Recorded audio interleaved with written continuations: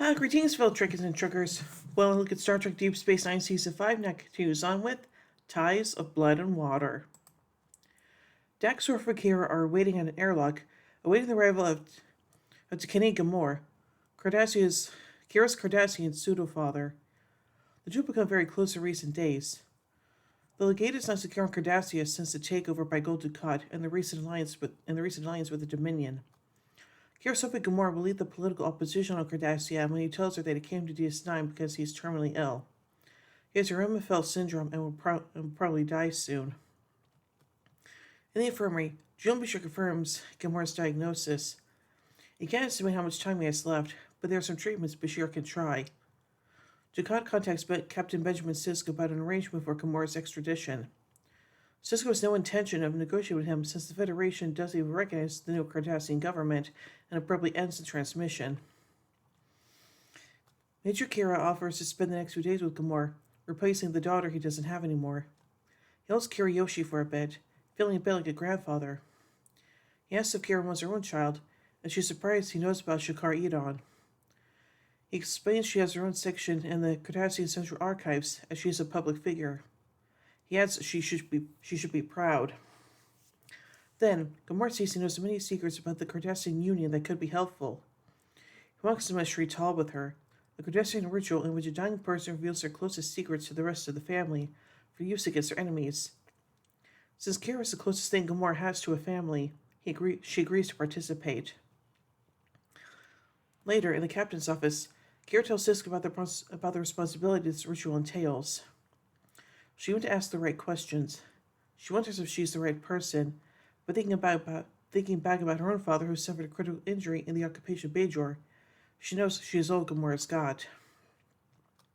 Bashir says Kira not bring the medical equipment in Gamora's quarters and leaves. Then it begins a series of long interviews. They are exhausted for Kira, but she doesn't complain. Her attention is drawn, though, thinking of her injured father on a cot, unable to get medical help and explain he tried to reason with the Cardassians in the attack. He talks Sally about how the Cardassians destroyed his beloved garden he had spent so much time caring for. Kira assures her father that they'll make another one together someday. Turning her attention back to the present, when Gamora becomes unable to talk, Kira concludes for the day. Later, she relates what she's found to Sisko. He says Starfleet intelligence will be pleased, but the Bashir calls Kira back to his quarters. He's not responding to the treatment and wants to continue the interviews while there's still time. In Ops, Worf reports to Sisko that a Jem'Hadar battle cruiser is approaching the station. Its weapons are armed and the targeting systems are active. Sisko orders a red alert and all crew members at battle stations. For zero transmission, it's revealed that Dukat and Weyoun have arrived on DS9 on the battle cruiser to reclaim the fugitive. Get back here. Okay. Sisko and Weyoun, or rather the fifth Weyoun, as Sisko saw the fourth die, are brought aboard the station. Dukat uses standard Cardassian strategies, saying Gamora is cleared of any wrongdoing on Cardassia, and asks Sisko to see him if he wants to come home. There, Dukat offers to bring Gamora's daughter Illyana back. Gamora doesn't believe Dukat, especially now that the Dominion are involved. They leave, promising to linger for a few days. Kira continues out another long stretch of interviews and caring for Gamora. Then, Dukat goes to Kira's quarters, trying to turn Kira against Gamora, giving her his official record on a pad which mentions the Kieso Monastery massacre. Without reading, she throws a teacup at his head and promises she'll make him pay one day. He leaves, and she picks up the record and begins reading it. Kira angrily confronts Gamora while cleaning up after him. He admits he kept that from her and explains why it happened. The Cardassian military had justified the attack on the monastery by claiming the monks they were smuggling weapons to the Bajoran resistance.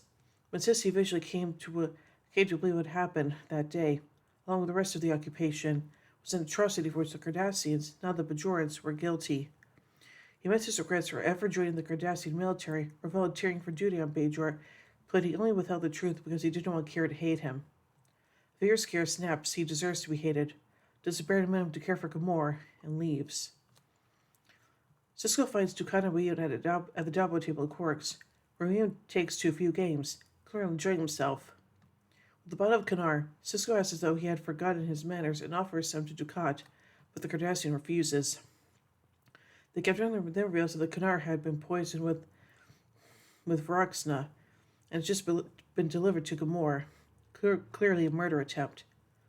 Dukat acts insulted at the barely veiled accusation and warns Cisco that he should not make such a threat to the head of a government. Leon breaks the tension and chuckles. Marco entertaining, he finds their interplay. Then he shocks both Dukat and Cisco by drinking the entire glass of poison liquor. He's able to detect the poison, which was quite more than lethal dose, but suffers some ill effects. He explains to the others that the Vorta have an engineered immunity to most types of poison. Cisco leaves Dukat embarrassed and Wayun amused. Dukat's trying to turn Kira away from Gamor proves to have some success. Kira, at the Bajoran temple, goes aside to try to think and finds Odo standing outside looking for her since he heard she stopped seeing Gamor. She claims she thought Gamor was different from the other Cardassians, but Odo points out Gamor was only 19 years old at the time of the Kiyasa massacre, had been served in the military for less than a year, and there's no way to prove he fighters shot in anger there. Kira insists he shouldn't have even been there, but Odo challenges that view in his usual style, pointing out she already knew his record before Dukat gave it to her. She supposes she should forget about it and go back to him, but Odo says he's not saying anything, implying she already knows her general anger towards the Cardassians is keeping her from this new relationship.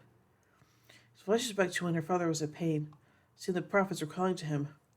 Farrell says they found the troops executed the attack and are going to hit them back. Kira says they're going with them to get revenge, despite her father pleading for her to stay with him. Bashir comes back to Kira's quarters to inform that Gamor's condition is deteriorating and he will be dead within the hour. Kira thanks him, but she obviously doesn't intend to go to Gamor, set her in her view of his betrayal. Bashir tries to convince Kira that even if Gamor's past is stained by the occupation, he doesn't deserve to die alone. He leaves, and she flashes back to the counterattack she helped with. They were successful, but she comes to the camp to find her father dead and inform he was calling out her name in the end. Without betraying emotion, she calls for another check on the Cardassians to make them pay and starts digging his grave. Farrell tries to get Pilar Quinn to say a few words, but Kira says there's nothing left to say, intent on continuing digging. Ultimately, Kira decides she will not do the same thing she did when her father died and won't find a last-minute excuse to miss his death. She returns to Gamor's bedside and stays with him until he dies. Afterwards, Bashir finishes the paperwork in the infirmary. Kira dwells on the experience, supposing he gave her something she needed instead of the other way around. So she missed her own father's death. She admits she could have stayed with him, but saw a chance to avoid the pain of losing her father and her own strength. After Gamor passes away, Dukat informs Captain Cisco that he intends to tell the general public that Gamor decided on his deathbed to embrace the Dominion and insists on having his body brought back to Cardassia so he could be buried with full military honors. Cisco informs that the funeral arrangements have already been taken care of.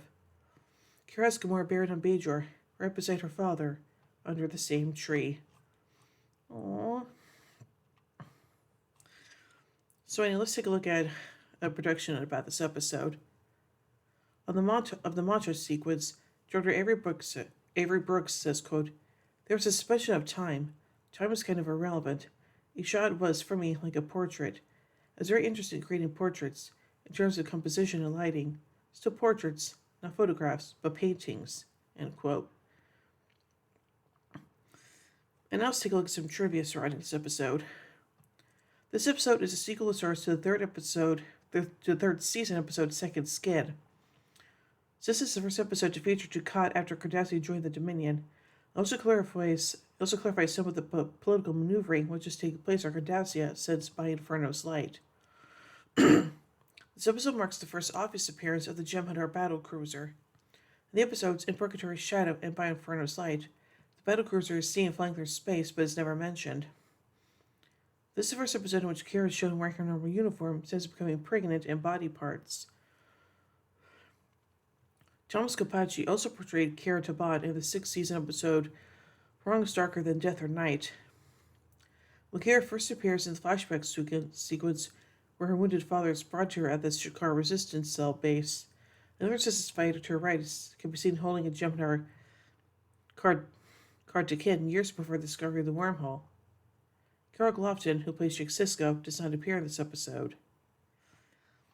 So overall, I think this episode is kind of interesting, and Yeah, learning about a little bit more about what happened on DS9 during the Cardassian occupation is, yeah, it's kind of a little bit interesting, especially from Kira's perspective. So, yeah. So, overall, I give Ties of Blood and Water 4 warp cores out of 5. Anyway, tune in as we wait till the next episode, Ferengi Love Songs. So, until then, live long and prosper, everybody.